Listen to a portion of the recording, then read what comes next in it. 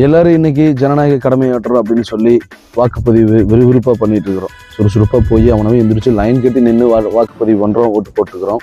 எதுக்குங்கிறத முதல்ல தெரிஞ்சுக்கணும். யாரை தேர்ந்தெடுக்க போகிறோம், யாரை தேர்ந்தெடுத்துருக்கிறோம், எதுவுமே யாருக்கும் தெரியல.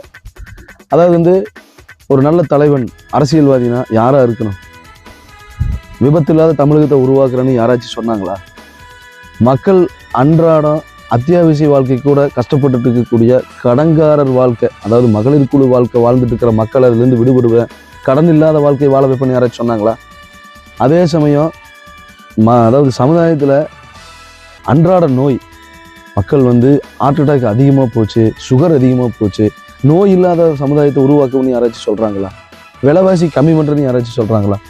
அதாவது மக்களுடைய உயிரை விளையாட்டு பண்ணி மக்களை ஆளுமைப்படுத்தக்கூடிய சூழ்நிலை தான் இன்னைக்கு இருக்குது. அதனால தான் அன்றாடம் நடைமுறையாக பிராய்லர் வாழ்க்கை மாதிரி வாழ்ந்துட்டு இருக்கிறோம்.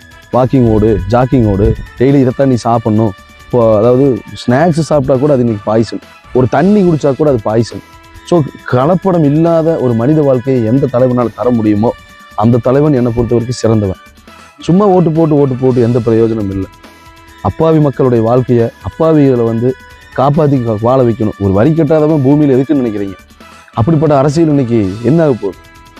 ஸோ நல்ல தலைவனை தேர்ந்தெடுக்கணும், நல்ல தலைவர்கள் உருவாகணும். அறிவில்லாதவன் வந்தாலும் மக்களுடைய அழிவில்லாத வாழ்க்கையை கொடுக்கக்கூடிய அரசியல்வாதி தான் தேவை.